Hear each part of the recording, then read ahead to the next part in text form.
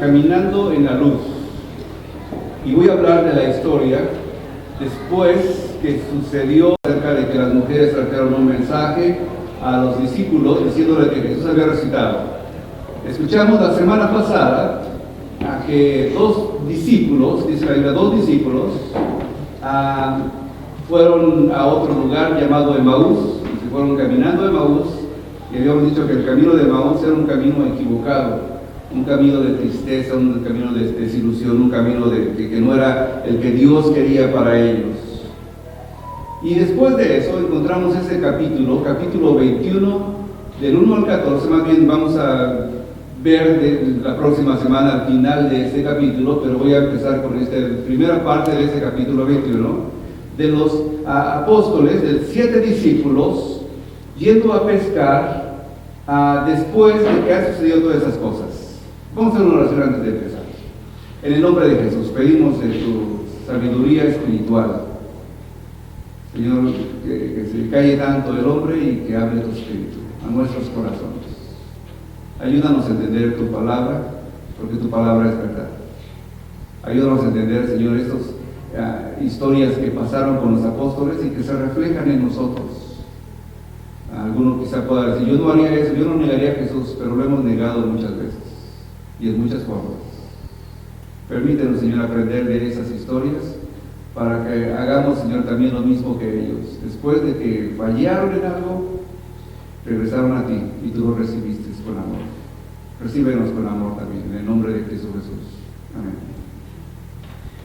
Es un tiempo, en ese tiempo que estoy comentando la palabra, es una historia de unos hombres, igual que nosotros, que reciben un mandato y hacen otra cosa, que tienen un llamado de Dios y que no lo escuchan porque lo han llenado de un montón de cosas de este mundo. Hombres que tienen el mejor deseo de servir a Dios y con sus hechos a veces lo negamos y lo traicionamos. Y tú dices, los apóstoles eran buenos, eran los mejores, y con esto que estoy predicando en estos días estoy demostrando que los apóstoles eran como nosotros, con sus muchas actitudes, muchos deseos de servir a Dios, pero también con muchas decisiones equivocadas que los llevaron por caminos equivocados. Los discípulos de Emaús que se fueron, en lugar de quedarse ahí para saber lo que el Señor les tenía para ellos, se van a otro lugar. Y esa es la historia de este hombre, ¿sí? Y este capítulo que estoy presentando delante de ustedes es un capítulo que posiblemente no debería ser en la Biblia, porque en el capítulo 20, los últimos versículos, dice la razón del libro y como que termina el libro ahí. Aquí terminó ya. Si ustedes tienen su Biblia lo pueden leer. Fíjense lo que dice en los versículos y parece que ya terminó todo. Ya se acabó. Se acabó la historia de la resurrección. Vamos a lo que sigue. Pero como que surge un nuevo capítulo después del final, hace como un epílogo y termina de una manera un poco más larga. Es como las historias o las películas de los Avengers. Esos Avengers parece ser que después de que termina la película, pasan un montón de créditos y después de los créditos hay una pequeña escena de algo que va a pasar en otra película y la gente se queda emocionada, ¿qué va a pasar después? Este capítulo de Juan es como una extra capítulo de que ya terminó todo, pero un poco más. En Lucas capítulo 5 hay una historia muy similar a esta.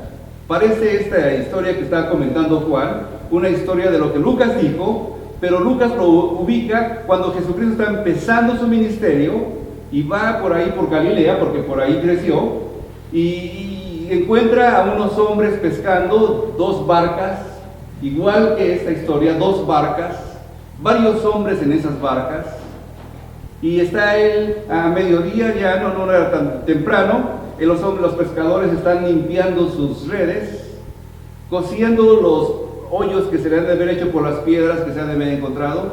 Quiero que se ubiquen también cuando hablo de pescar dentro del contexto bíblico. Nosotros cuando entendemos la palabra, cuando escuchamos la palabra pescar, luego nos imaginamos un hombre con su sombrerito, su caña de pescar, su botecito de un montón de cosas, y que va al lago y tira y jala. Eso no es la forma de pescar de los peces, de los pescadores de Galilea. Ellos utilizaban redes. Ellos no lo hacían por deporte, para ver qué sacaban, ni para perder el tiempo, ni porque estaban muy estresados.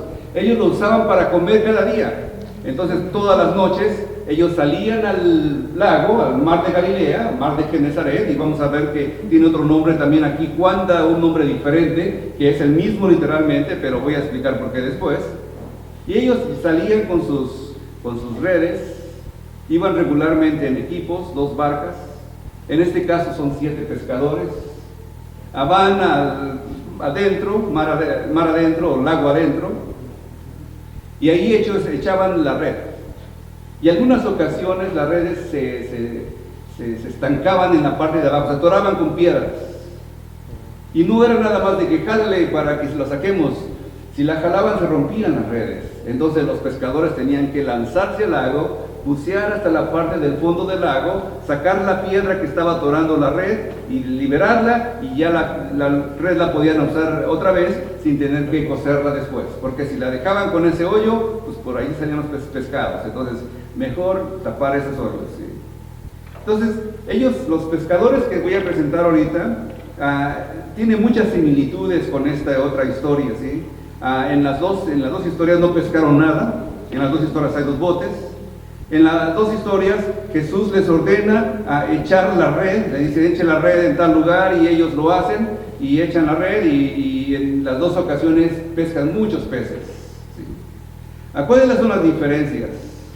Bueno, en una es a media mañana y en la otra es bien temprano, cuando está oscureciendo, recién está saliendo el sol. Todo eso tiene su sentido y lo voy a explicar un poco más. En la primera historia de Lucas 5, cuando empieza su ministerio, porque eso es después de que Jesús resucitó, entonces al final, unas al principio y otras al final, casi son la misma historia, pero tienen sus diferencias.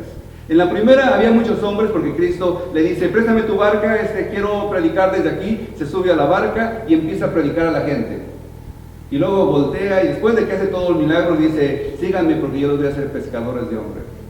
Y uno de los mejores púlpitos que he visto en mi vida, y que un día me gustaría predicar en un púlpito así, es un púlpito que parece una barca.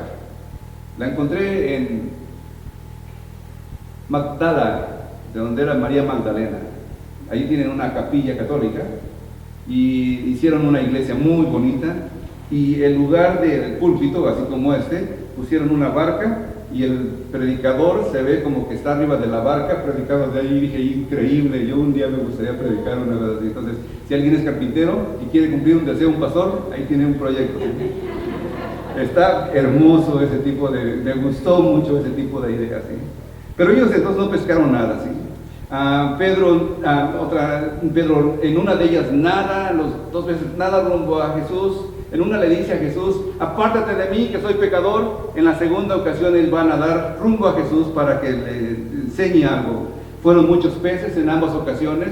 En la segunda ocasión se menciona el número de peces que sacó Pedro, o que sacaron los 7 discípulos, no eran Pedro solamente, 153. Voy a dar una explicación. En la primera escena no cocinan nada. En la segunda Jesús está esperándolos ya cocinando un pescado y con pan a su lado, ¿sí? Ok, vamos a estudiar un poquito acerca de eso.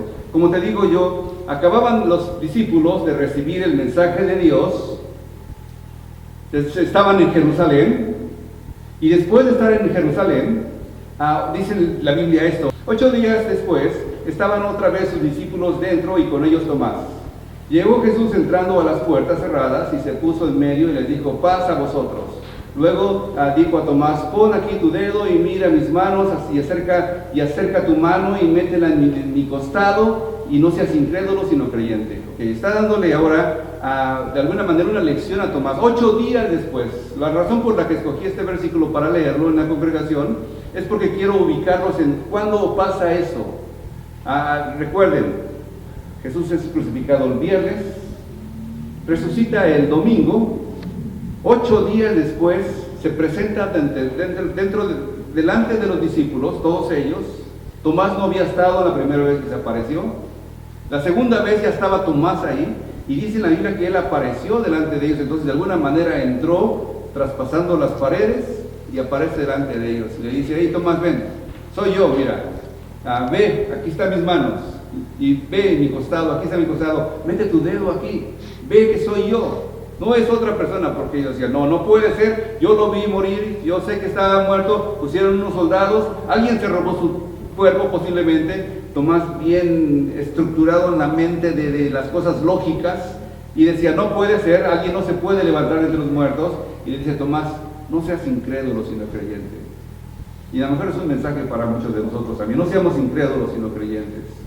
Y después Pablo, acompañando esta idea de la resurrección de Jesucristo, da unos nombres también de lo que sucedió, aunque no está eso en los evangelios, está en las cartas de Pablo. Dice en 1 Corintios capítulo 15, si alguien quiere saber más de la resurrección, todo el capítulo 15 habla de la resurrección de Cristo. Dice el versículo 3, porque ante todo les transmití a ustedes lo que yo mismo recibí, que Cristo murió por nuestros pecados según las Escrituras, que fue sepultado, que resucitó al tercer día según las Escrituras, y que se apareció a Cefas, llamado Simón Pedro, Cefas, y luego a los 12, o aunque más bien eran los 11, porque uno ya había muerto. Después se apareció a más de 500 hermanos,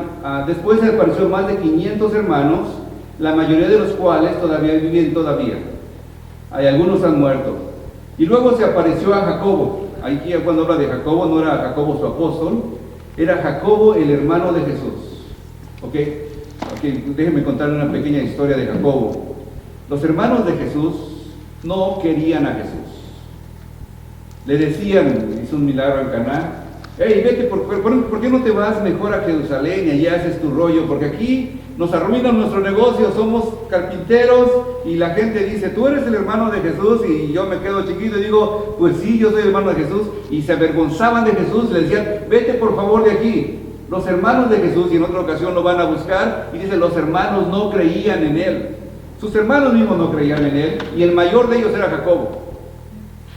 Y en una de las epístolas, llamadas epístolas, olvidé la palabra, pero es epístolas que no están reconocidas por los teólogos como parte de las Escrituras. Una epístola llamada Epístola de Bernabé. Habla de una historia completa de cómo Jesús se aparece a Jacobo, y Jacobo de alguna manera reconoce que Jesús, hablando de este versículo bíblico, se aparece a Jacobo, su hermano. Jacobo se levanta y dice, sí, es verdad, eres Jesús, tú eres el Mesías, sí, eres mi hermano, pero también eres el Mesías, y lo acepta de todo su corazón, tanto así que se vuelve la voz principal de la iglesia de Jerusalén. El primer papa, si hubiera un papa, sería Jacobo. No fue Pedro, fue Jacobo. Cuando hay un concilio es cuando todos los pastores y líderes y obispos se reunieron para hablar acerca de qué iban a hacer con los cristianos, si los iban a obligar a circuncidarse o no los iban a obligar a circuncidarse. Se levanta Jacobo, después de que todos hablaron, se levanta Jacobo y dice, varones hermanos, vamos a hacer esto. Entendiendo que Jacobo fue la primera cabeza de la iglesia de Jerusalén. El hermano de Jesús, el que no creía, aquí Pablo está diciendo que este varón también recibió una visitación de Jesús. Y luego Pablo dice, para terminar, luego se apareció Jacobo, más tarde a todos los apóstoles, y por último, como a un nacido fuera de tiempo, abortivo, dice otras palabras, se me apareció a mí, Pablo. Y eso es lo que dice él. La historia de la resurrección sucedió literalmente. Y después de esa historia, ¿sí? Entiendo, entonces, 8 días, lo que leímos hace rato, más posiblemente otros 3 días, podrían haber sido 11 días. Después de eso hay unas historias, unos pasajes muy interesantes. En estas historias, en el libro de Mateo, ¿sí? Voy a ver el siguiente versículo. En Mateo 28:10 dice, entonces les dijo a los discípulos, no temáis, y dad nuevas a los hermanos que vayan a Galilea y allí me verán. Ok, ellos tenían que ir a Galilea, right? Versículo 16, pero los 11 discípulos se fueron a Galilea, al monte donde Jesús les había ordenado. Y esto para mí es importante también. Les dijo, vayan a Galilea, a un monte. ¿Se acuerdan donde fuimos y hubo una aparición? Ahí van a reunirse todos ustedes. Entonces ellos, los discípulos, los encontramos después en Jerusalén, los encontramos en Galilea, pescando, pero ellos estaban sí en Galilea, Dios les había dicho que estaban, que fueran ahí, pero no estaban en el monte, y eso va a ser uno de mis puntos también, que voy a estar explicando por qué sucedió esto. Ok, empiezo a leer Juan capítulo 21, todo eso fue la introducción, ahora vamos a Juan capítulo 21. Después de esto, 14, 15 días después de su resurrección o de su muerte, ya había pasado un buen tiempo, estuvo Jesús 40 días después de su resurrección, por eso, y a los 50 días viene el Pentecostés. Mi sermón van a terminar en Pentecostés, que va a ser el 23 de mayo de este próximo mes. Entonces, todas esas diferentes semanas voy a estar hablando acerca de este tiempo de la resurrección. ¿Qué pasó entre la resurrección y qué pasó entre la ascensión? Después de eso, Jesús se manifestó otra vez a sus 12 discípulos junto al mar de Tiberias. Y aquí, el mar de Tiberias, uno pregunta, ¿cuál es el mar de Tiberias? Yo no me acordaba que hubiera un mar de Tiberias. Bueno, el mar de Tiberias, o Tiberías, es el mismo mar que el mar de Galilea o el mar de Genesaret, es lo mismo. Nada más que posiblemente Juan escribe este nombre entendiendo que él estaba hablándole a una multitud de personas más amplia que solamente los judíos. Si a un judío le decían el mar de Galilea, rápido sabía que era el mar de Galilea. Pero si a un gentil romano le decían el mar de Galilea, ¿y eso dónde está? Sí. Pero si le decían el mar de Tiberías o Tiberias, él sí sabría dónde estaba, porque Herodes había construido una ciudad en honor a César Tiberias, ¿sí?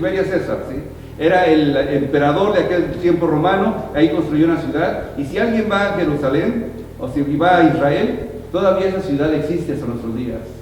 Y eso es lo más parecido a una ciudad que todos los demás alrededor, pueblitos de alrededor. Es una ciudad grande, industrializada, centro comercial, está bonito todo el lugar y es muy, muy industrializada. En ese tiempo se construyó con esa idea de hacerla crecer y ser una ciudad importante. Herodes quiso honrar a Tiberias, que era el César de aquel tiempo, y construyó esa ciudad. Entonces, los romanos entendían que era el mar de Tiberias, porque Tiberias era una ciudad importante y el mar estaba a su ladito. Entonces, Juan escribe dándole ese nombre, aunque no es ese nombre, y se manifestó de esta manera. Estaban juntos Simón Pedro, empieza con el primero, supuestamente el más importante, la cabeza de los discípulos en ese momento, a Tomás, llamado el Dídimo. Recuerdan la historia, acabo de leer hace poquito, de no seas incrédulo sino creyente, creyó y se juntó con los discípulos. Natanael, el de Caná de Galilea, y aquí dice Natanael, no aparece en ninguno de los otros evangelios con ese nombre.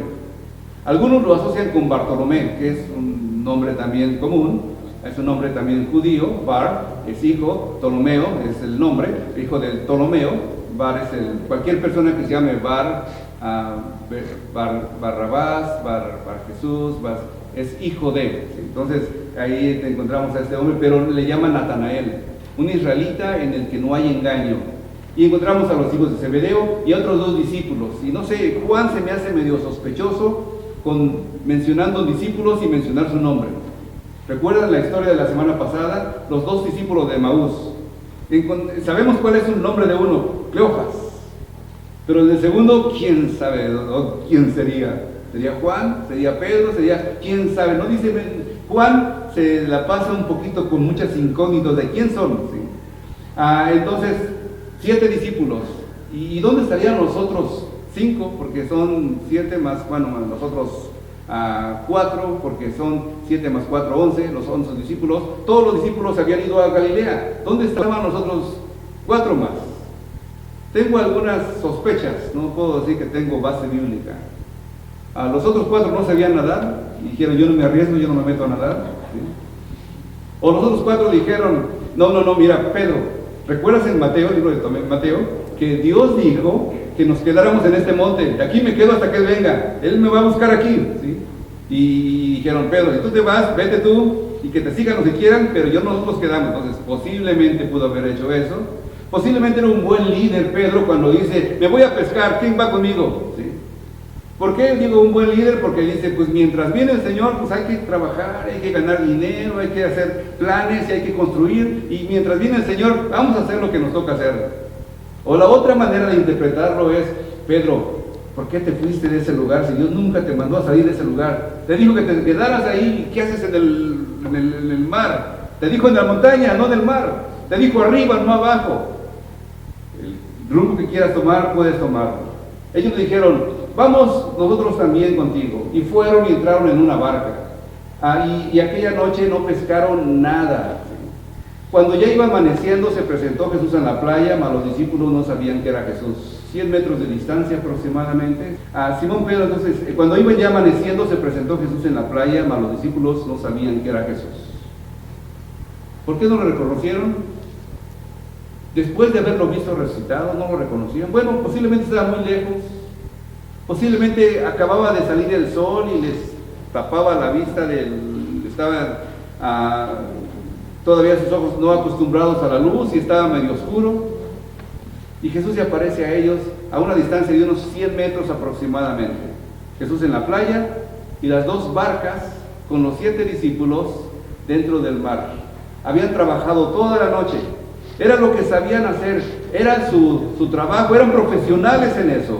Nadie les podía enseñar cómo hacerlo, porque por toda su vida, desde pequeños se habían crecido aprendiendo a cómo tirar las redes, cómo jalar las carnadas, cómo jalar las redes, cómo meterlas dentro y posiblemente terminando de eso llegaban a la parte de la orilla y la gente ahí estaba esperando para comprarle pescados que habían pescado, y ellos pues ahí hacían negocio. Sí, es una cosa muy común. Si a alguien le gusta el pescado, la mejor forma de conseguirlo bien fresco es esperando que salgan los pescadores de dentro del mar.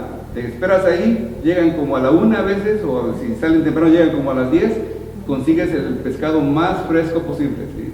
Yo lo he hecho, allá en Baja California lo hice y sabe bien sabroso, salido del mar, metido al horno con un montón de ajo, porque me gustan con ajo. ¿Sí? Y sabe bien rico. Entonces ellos posiblemente dijeron: es un comprador, o es alguien que está ahí nada más. No lo reconocieron.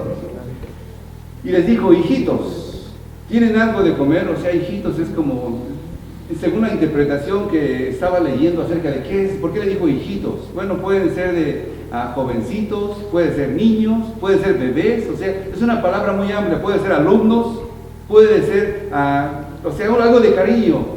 Entonces los discípulos no se avergonzaron, no se inquietaron, sí les gustó la palabra porque les estaba hablando con cariño, como hijos míos, hijitos.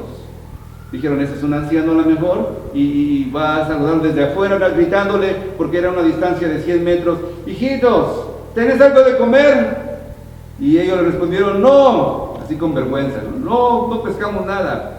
Y él les dijo: ok, echen la red a la mano derecha y ahí van a hallar peces, le dice Jesús. Entonces ellos como que se vieron uno al otro, toda la noche como pescado, y este forastero de afuera, de ahí, la orilla, nos dice que echemos la red en la mano derecha, y echan la red a la mano derecha. Entonces empiezan a jalar las redes. Y era tanta la cantidad de peces que no lo aguantaban entre todos ellos. Era difícil manejar esa cantidad de peces. Entonces aquel discípulo que Jesús amaba, Juan posiblemente, le dijo a Pedro: oye, es el Señor. Y así como que ya lo conocía: es el Señor, es Jesús. Y Simón Pedro, cuando oyó que el Señor se ciñó la ropa, cuando habla de la ropa, ellos tenían una especie de t-shirt, una playera, que a veces eran mangas cortas, sin mangas, y otras mangas cortas, se las ponían también dentro de su vestimenta, de túnica. Se la puso rápido porque posiblemente estaba desnudo, dice la Biblia, después lo vamos a ver, porque ya se había despojado de su ropa. Recuerden, los pescadores se quitaban la ropa para meterse dentro del agua y sacar la red de las piedras atoradas. Sale de ahí, se echa al mar y empieza a nadar hacia Jesús. Algunas cosas que quiero que se entiendan de este pasaje que estoy leyendo hasta este momento. Sí. En la Biblia, en el Nuevo Testamento, encontramos dos palabras comunes que se utilizan muchas veces en la historia en el Evangelio de Juan. La palabra es oscuridad y la palabra es luz. La primera palabra es scotia y la segunda palabra es phos. A esas palabras, 16 veces la oscuridad aparece en todo el Nuevo Testamento De esas 16 veces, 8 aparecen solamente en el Evangelio de Juan. 8 veces. Entonces Juan habla y habla y habla de la oscuridad. La otra palabra fos, como fósforo, fosforescente, todo eso fosforescente, o sea, fosforescente y todas esas palabras con fos, vienen del griego luz, que tienen que ver con la luz. Y 73 veces aparece la palabra luz en todo el Nuevo Testamento. Y de esas 73 veces, 23 veces aparecen solamente en el Evangelio de Juan. Entonces, para Juan era muy importante entender que hay una diferencia entre la luz y las tinieblas. Y entiendan estas palabras, porque esas palabras te hacen entender un poquito más la historia. Los discípulos estaban pescando en medio de la oscuridad, en la noche. No estaban pescando en el día, estaban pescando en la noche, que a lo mejor se pesca mejor en la noche, pero él hace ese contraste y Jesús aparece al nacer el día, en la mañana. Esa idea de luz y oscuridad tiene mucho significado, como te digo, ¿sí? En la Biblia, cuando habla Juan introduciendo su libro, dice: en el principio era el verbo, y el verbo era con Dios, y el verbo era Dios. Esto era en el principio. Y en el versículo 5 dice: y la luz brilla en las tinieblas, y las tinieblas no prevalecieron o no vencieron, o nunca podrán apagarla. Esas son traducciones diferentes de diferentes versículos. La luz brilla en las tinieblas. Y Jesús es la luz del mundo. Él lo dijo también. Entonces Él vino a este mundo que está lleno de tinieblas. Y la gente ha intentado apagarla con todo tipo de cosas. Con persecución, con mentiras, con calumnias, con toda clase de asesinatos, con toda clase de cosas. El mundo ha tratado de apagar esta luz que vino al mundo, Jesucristo, y los cristianos que tienen su llamado, ¿sí? Pero nunca van a poder hacerlo. Las tinieblas, por otro lado, el libro de Juan se presenta dos casos muy importantes que hablan de las tinieblas y cómo actúan en nosotros, o cómo actúan en la historia del cristianismo. Un hombre llega de noche y dice en la Biblia porque tenía miedo de los judíos. La noche es de temor, la noche es de miedo. En otra historia de la noche, en la noche viene Judas y le dice a Jesús: maestro, y le da un beso en la mejilla. En la noche. Y Jesús le dice: yo he enseñado todos los días de día en el templo, ¿por qué no me aprendieron alguno de esos días? No me aprendieron porque ustedes son de la noche. Porque en la noche hay traición, en la noche hay calumnias, en la noche se esconde la gente para hacer que los demás no se den cuenta de lo que están haciendo. En la noche, en la oscuridad es la que está luchando contra el Evangelio de Dios. Y no digo, entiendan esto, no digo que es como un yin-yang de los me parece que son hindús o budistas, que dicen que la luz está peleando con la oscuridad y que hay un balance entre los dos. No es eso. No es eso, porque la luz no puede, las tinieblas no pueden nunca apagar la luz. Y porque Cristo ya venció. Y porque las tinieblas están derrotadas, sin importar que surjan y que resurjan y que vuelvan a salir con un nuevo líder político, con un nuevo partido político, con un nuevo grupo de narcotraficantes o de zetas o de quien sean. No importa qué tanto surja el mundo para querer apagar la luz va a brillar más que las tinieblas. ¿Cuántos dicen amén? Jesús entonces, dentro de la luz, Jesús convirtió el agua en vino, en medio de luz, en las bodas de Caná. Jesús sana al hijo de un oficial a mediodía. Jesús sana a un ciego en un estanque en Bethesda. Y a este ciego después lo va a buscar también. Le dice: ¿crees? También el otro ciego de nacimiento lo sana, ¿sí? La resurrección de Lázaro fue en mediodía también, ¿sí? La luz es importante entonces. Siguiendo con el pasaje bíblico. Y los otros discípulos vinieron con la barca, o sea, Pedro se avienta al agua rápido y yo quiero llegar con Jesús rápido, ¿sí? Sale nadando como puede, ¿sí? Yo no sé si yo creo que era buen nadador, había crecido en el agua, muy reconocido por los demás, y yo creo que nadó rápido, llegó primero con Jesús. Y una cosa que me hace también pensar un poquito en este pasaje, en esta idea de que nadó muy rápido y que se metió al agua, Es que Pedro, de alguna manera, te está tratando también de simbolizar aquí, o Juan, el que escribió este libro, está tratando de simbolizar quizá el bautismo.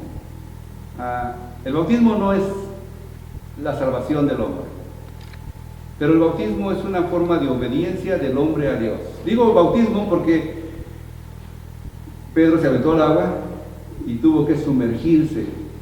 No dice en la Biblia que caminó sobre el agua, aunque sí caminó en otra ocasión, pero no caminó sobre el agua, no brincó sobre el agua, no rodeó el agua, sino que se metió y se sumergió para llegar a Jesús. Dice en la Biblia, se echó al mar, se sumergió, se bautizó en el agua. Entonces, cuando una persona está tratando de acercarse a Dios, tiene que bautizarse, tiene que bautizarse. ¿Por qué digo esto? Porque, o sea, no es la salvación, no es la salvación, digo otra vez, repito, no es la salvación, pero es la obediencia. ¿Por qué estos pescadores pescaron esos peces que estaban a su mano derecha? Porque Jesús sabía que estaban a su mano derecha, porque ellos eran buenos pescadores. ¿Por qué lo hicieron? Lo hicieron y pescaron una gran cantidad de peces porque obedecieron a Jesús. O sea, con todas sus fuerzas, con toda su inteligencia, no lo podían haber hecho, pero cuando les dijo Jesús, háganlo, ellos lo hicieron y de ahí surgió la bendición. Cuando una persona quiere realmente recibir la bendición de Dios, empieza a obedecer a Dios. ¿Cuánto dicen amén? Y Jesús estaba ahí. Los otros discípulos vinieron con la barca arrastrando la red de peces, pues no distaban de tierra sino como 200 codos. Aquí están 200 codos. Ya sabía que está la distancia por ahí, 100 metros. Eran 7, entre 6 de ellos, porque Pedro se había echado a nadar, no aguantaban la red con tantos peces que tenía dentro. No la aguantaban entre 6 personas. Pero, no sé, un poquito me hace reír esta escena, ¿sí? Porque dice, al descender a tierra vieron brasas puestas y un pez encima de ellos y pan. Y Jesús les dijo, traed los peces que acabáis de pescar. Subió Simón Pedro solamente, se volvió Sansón en ese momento creo, y sacó la red y era de grandes peces, 153, y aún siendo tantos, la red no se rompió. Les dijo Jesús, venid, comed. Y ninguno de ellos, de los discípulos, se atrevía a preguntarle, ¿tú quién eres? Sabiendo que era el Señor. Vino pues Jesús y tomó el pan y lo dio, y asimismo el pescado. Esta era la tercera vez que Jesús se manifestaba a los discípulos después de haber resucitado de entre los muertos. Hay una cosa que me interesa aquí. Me considero una persona que le gusta estudiar la Biblia y su contexto con la cultura, porque la Biblia no nos escribe por sí sola, y si la leemos en el contexto de nosotros mexicanos o latinos viviendo en Estados Unidos, pues a lo mejor nada más tenemos la comprensión limitada. Y por eso me gusta estudiar un poco más acerca de qué pasaba alrededor de todo lo que estamos explicando ahora, qué sucedió después.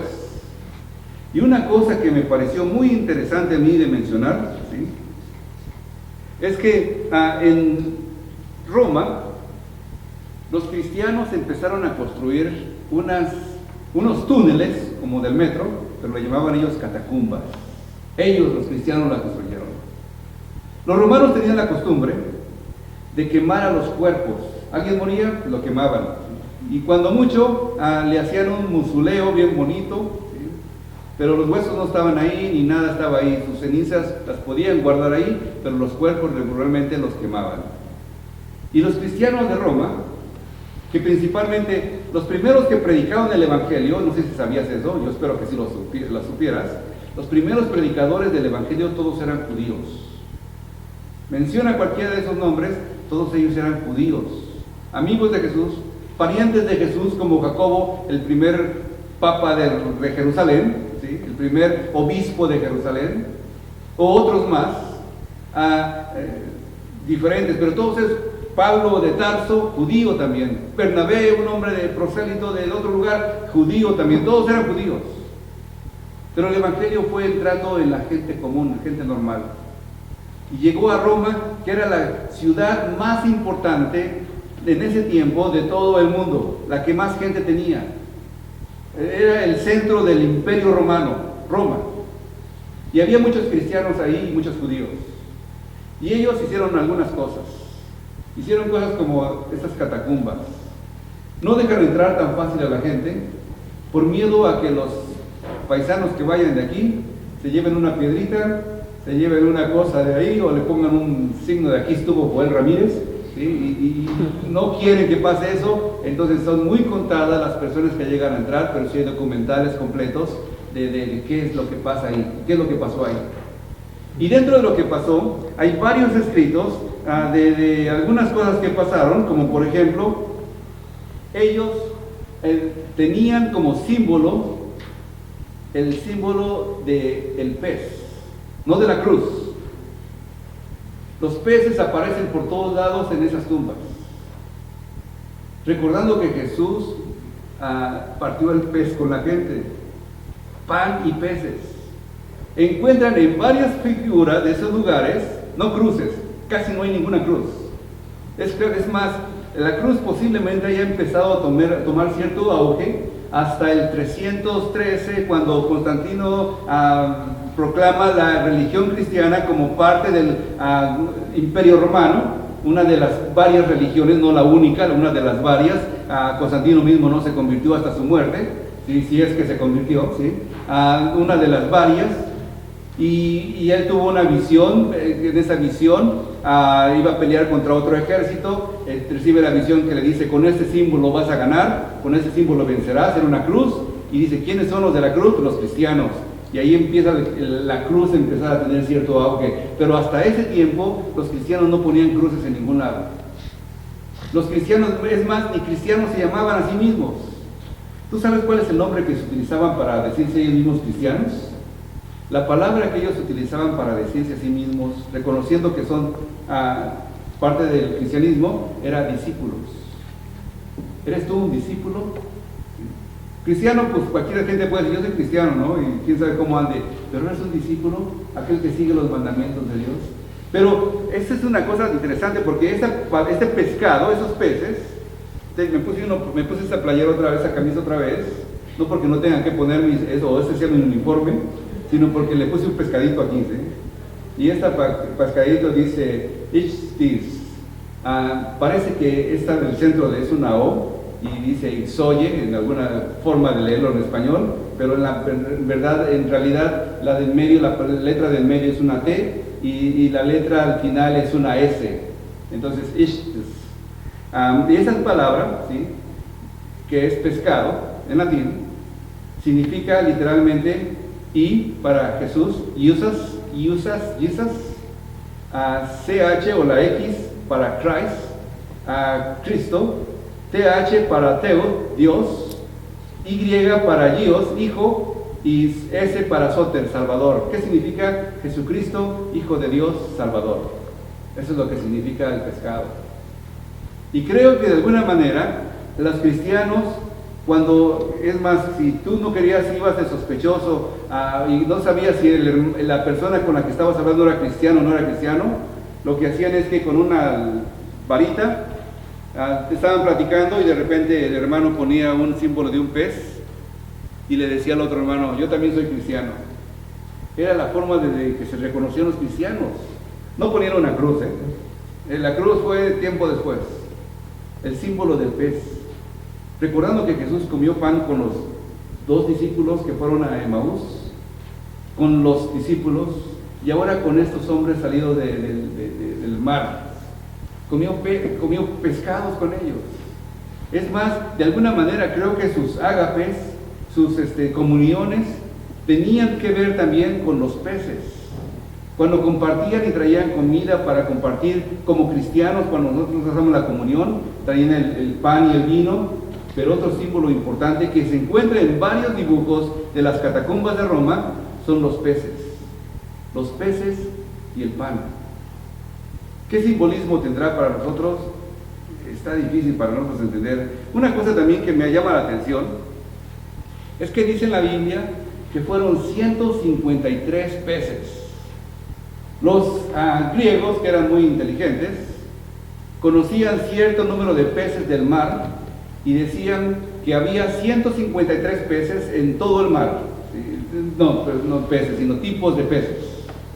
Entonces, Cuando dice el número 153, este escritor Juan está diciendo todos los peces del mundo cabían en la red de los apóstoles. O sea que el evangelio era para todo el mundo, no nada más para unos solos judíos. Era para ecuatorianos, era para mexicanos, para puertorriqueños, para americanos, para salvadoreños, era para todos nosotros. Y la última cosa que me llamó la atención, ¿sí? Bueno, esa idea de 153, él menciona la cantidad porque está diciendo literalmente Juan, yo soy testigo de eso. Yo estuve ahí. Yo los conté cada uno de los peces, yo los conté. Pero recuerden que mínimo 154 había porque recuerden esto. Jesús estaba esperando a los discípulos con un pez cocinándolo ya en las brasas. ¿Es verdad o no es verdad? Lo acabo de leer, ¿verdad? Es verdad, ¿verdad? Es cierto. Estaba ya con un pez y estaba con panes. Entonces, cuando Jesús le está diciendo a estos discípulos, ustedes han pescado, han intentado hacerlo con sus fuerzas, en la noche, no es más en la noche, pero lo están haciendo por sus fuerzas, pensando que de esa manera van a proveer para ustedes mismos.